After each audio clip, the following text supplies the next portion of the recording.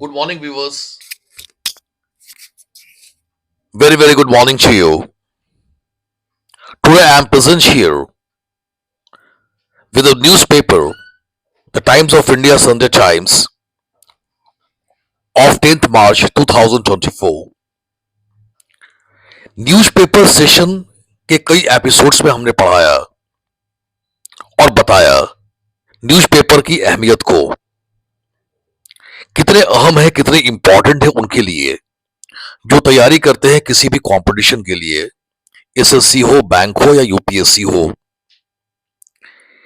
अपने हेडलाइंस के जरिए पिछले कई एपिसोड्स में हमने देखा कि जो पेपर की भाषाएं होती है ये आम भाषाओं से कुछ अलग होती है। हमने हेडलाइंस को एक्सप्लेन किया और साथ ही साथ सिनोनिम्स को भी, ताकि एग्जामिनेशन के लिए कारगर सिद्ध हो सके। तो आज मेरे पास है 10th मार्च 2024 का न्यूज़पेपर संडे का। आइए हेडलाइन शुरू करते हैं। With Paul's looming. पॉल का मतलब बताया जा चुका है इलेक्शन, चुनाव। एक शब्द है हमारे पास लूमिंग, LOOMING, लूमिंग। लूमिंग का मतलब होता है कोई ऐसी घटना जो तुरंत घटने वाली हो या निकट भविष्य में घटने वाली हो। To, about to happen in future, near future या एट हैंड्स, करीब, करीबी घटने वाली घटनाएं या वैसी घटना जो तुरंत घटने को हो उसे लूमिंग कहते हैं। विथ पॉल्स लूमिंग, पॉल्स मतलब इलेक्शन, काफी करीब चुनाव रहते हुए अरुण गोयल क्विट्स। क्विट्स का मतलब होता है इस्तीफा देना, रिजाइन एज इलेक्शन कमिश्नर। चुनाव जबकि हाथों में है, यानी हाथों पर है, काफी करीब है, उसके साथ इलेक्शन कमिश्नर अरुण गोयल ने इस्तीफा दिया।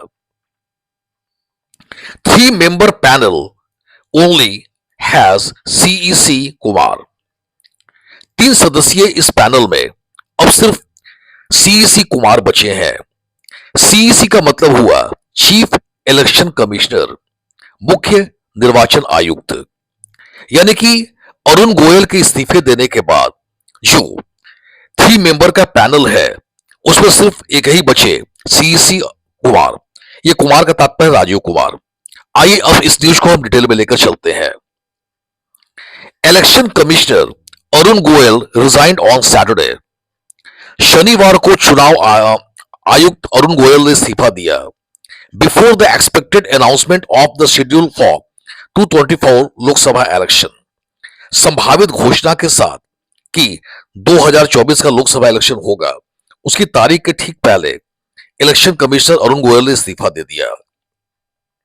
हिज टेन्योर, टेन्यूर का मतलब होता है कार्यकाल, was till December 5, 2027, जबकि उनका जो कार्यकाल था वो 5 दिसंबर 2027 तक था।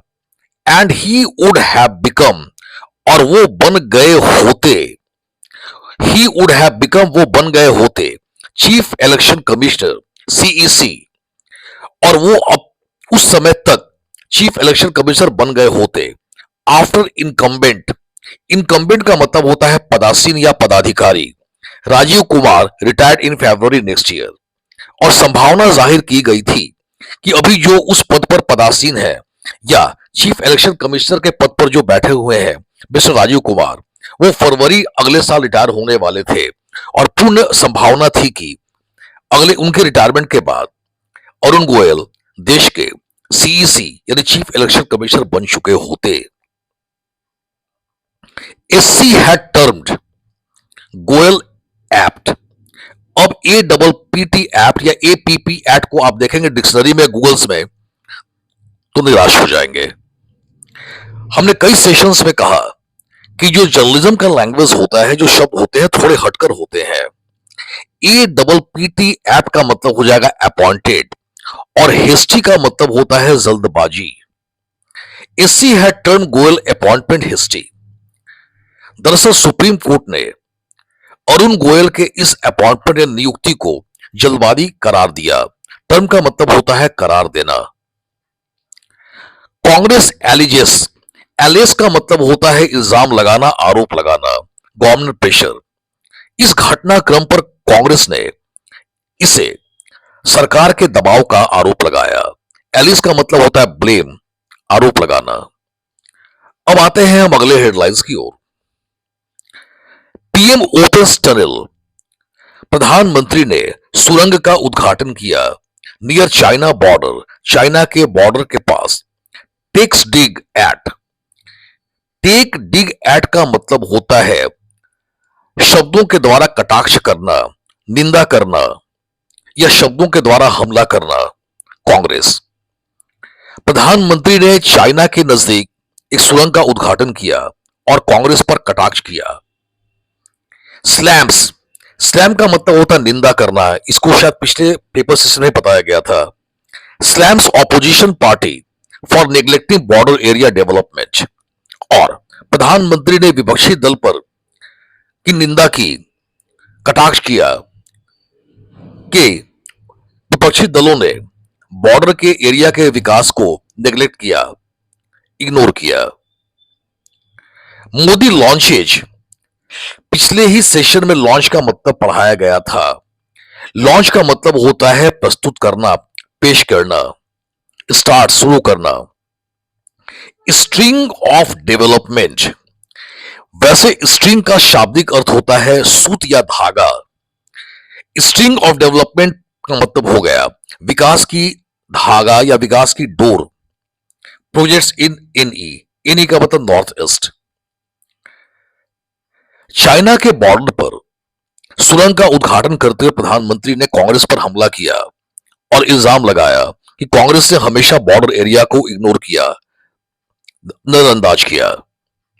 और मोदी ने विकास परियोजनाओं के सूत्र को जोड़ा नॉर्थ ईस्ट, उत्तरी पूर्वी राज्यों में। अब हम बात करते हैं अगले हेडलाइंस की। Land sharks to be hanged upside down in state शाह। अब शार्क को खोजेंगे आप डिक्शनरी में, शार्क का मतलब तो मिलेगा मछली, अ काइंड ऑफ फिश। क्योंकि मैंने बार बार कहा पेपर रीडिंग के दरमियान कि जो जर्नलिज्म लैंग्वेज होता है वो कुछ आम लैंग्वेज से हटकर होता है। लैंड शार्क का मतलब हो जाएगा भू माफिया, जो जमीन को अवैध रूप से कब्जा कर लेते हैं, अवैध रूप से बेचते हैं, यानी कि भू माफिया अपने शब्द हम करार देते हैं। लैंड शार्क्स का मतलब हो गया जमीन के अवैध कारोबारी या अवैध कब्जा करने वाले, यानी भू माफिया। टू बी हैंग्ड, लटकाया जाएगा, अपसाइड डाउन, उल्टा करके, इन स्टेट, राज्य में, शाह, अमित शाह ने बयान दिया। दरअसल to be hanged upside down ये एक सजा का स्वरूप है, एक धमकी है। हम अक्सर धमकी के तौर पर कहते हैं तो उल्टा लटका देंगे, उसे उल्टा लटका दिया जाएगा, जो ऐसा करेगा उल्टा लटका दिया जाएगा। तो उल्टा लटका दिए जाने वाले शब्दों का जो इंग्लिश होता है हैंग अपसाइड डाउन, यानी कि अमित शाह ने धमकी दी या कड़े अंदाज में या कड़े तेवर में कहा कि भू माफियाओं को राज्य में उल्टा लटका दिया जाएगा। अब हम लेते हैं अगले हेडलाइन को। BJP clinches seat sharing deal with TDP. Clinch का मतलब होता है अपने कब्जे में करना। कई बार स्पोर्ट्स में हम यूज करते हैं किसी ट्रॉफी को जीतने के लिए, किसी कप को जीतने के लिए क्लिंच। क्लिंच का मतलब विन या अपने हाथ में लेना, अपने कब्जे में कर लेना। बीजेपी क्लिंचेस, बीजेपी ने अपने हाथ में किया seat sharing deal, seat share के समझौते को, सीट बंटवारे के समझौते को विद टीडीपी। टीडीपी मतलब तेलुगु देशम पार्टी, जनसेना सॉरी। दरअसल चुनाव के पहले जो सीट के बंटवारे की बात चल रही है उसी के अंतर्गत बीजेपी ने तेलुगु देशम पार्टी और जनसेना के साथ सीट शेयरिंग के सौदे को अपने वश में किया, अपने हाथों में किया। बीजेडी, बीजू जनता दल टॉक्स, वार्ता इन लिम्बो। इन लिम्बो का मतलब होता है अधर में, अनिश्चितता में, फॉर नाउ, अब तक। यानी कि जो बीजेपी की बात से चल रही है बीजेडी के साथ, बीजू जनता दल के साथ, ये वार्ता अभी भी अधर में है, अभी भी अनिश्चितता के दौर में है। अब हम लेते हैं कुछ ऊपर के हेडलाइंस को, सबसे ऊपर के। आइए, Nirmala Nirmala Sitharaman, government trying to make IPR laws facilitator not barrier. IPR, पहले आईपीआर को समझना पड़ेगा। आईपीआर का मतलब होता है इंटेलेक्चुअल प्रॉपर्टी राइट, बौद्धिक संपदा का अधिकार। आई फॉर इंटेलेक्चुअल बौद्धिक, पी फॉर प्रॉपर्टी संपदा और आर फॉर राइट। तो आईपीआर लॉस का मतलब हो गया इंटेलेक्चुअल प्रॉपर्टी राइट, आर्थिक सॉरी इंटेलेक्चुअल प्रॉपर्टी राइट का मतलब बौद्धिक संपदा का अधिकार, लॉस कानून। फैसिलिटेटर का मतलब होता है सहायता दे पहुंचाने वाला, मददगार, मदद पहुंचाने वाला। और बैरियर का मतलब होता है बाधा, रुकावट। निर्मला सीतारमन ने बयान दिया कि सरकार कोशिश कर रही है कि जो आईपीआर लॉस है, बौद्धिक संपदा अधिकार का कानून है, उसको और सुगम बनाया जाएगा, आसान बनाया जाएगा, न कि उसको बाधा के रूप में बनाया जाएगा। असल में फैसिलिटेटर का एंटोनिम होता है बैरियर। आइए ऊपर के अगले हम लाइन को पढ़े। मायावती मायावती ने कहा BSP to, Bahujan Samaj party को, टू गो सोलो। सोलो का मतलब होता है अकेला, एलोन, सिंगल, इन लोकसभा पॉल्स, लोकसभा के चुनाव में। मायावती ने ऐलान किया कि बहुजन समाज पार्टी लोकसभा चुनाव में अकेले लड़ेगी। आइए अब लेते हैं अगले हेडलाइंस को हम। अश्विन क्लेम्स, वैसे क्लेम का मतलब होता है दावा करना, लेकिन यहां पर जो क्लेम शब्द है इसका मतलब होता है कीर्तिमान स्थापित करना। स्पोर्ट्स के टर्म में क्लेम शब्द का हम प्रयोग करते हैं किसी कीर्तिमान को स्थापित करने के लिए। जैसे MS Dhoni claimed a new record, MS Dhoni ने एक नया रिकॉर्ड कायम किया। Ashwin claims his 36 5 form in 100 test. Ashwin ने एक कीर्तिमान स्थापित किया 36वीं बार 5 विकेट लेकर अपने 100वें टेस्ट में। एज इंडिया विन सीरीज, जब भारत ने इस श्रृंखला को जीता। विवश हम देखते चले आ रहे हैं कि किस तरीके से जो पेपर में प्रयुक्त शब्द होते हैं ये कुछ अलग होते हैं आम डिक्शनरी या आम शब्दों से, लेकिन जब हम एग्जामिनेशंस में कॉम्प्रिहेंशन का क्वेश्चन सॉल्व करेंगे तो इसमें ऐसे शब्द बराबर आते हैं। कॉम्प्रिहेंशन क्वेश्चन का मतलब ये होता है कि आप इंग्लिश भाषा को समझने में कितने एक्सपर्ट हैं, आप कितने स्किल्ड हैं इंग्लिश भाषा को समझने के लिए। आप जितनी बेहतरी से समझेंगे उतना ही बेहतरी से आप आंसर भी दे सकते हैं। इसलिए ऐसे में इन शब्दों से वाकिफ होना बहुत ही आवश्यक हो जाता है। आज के लिए इतना ही। Thank you very much for being with me and have a nice day.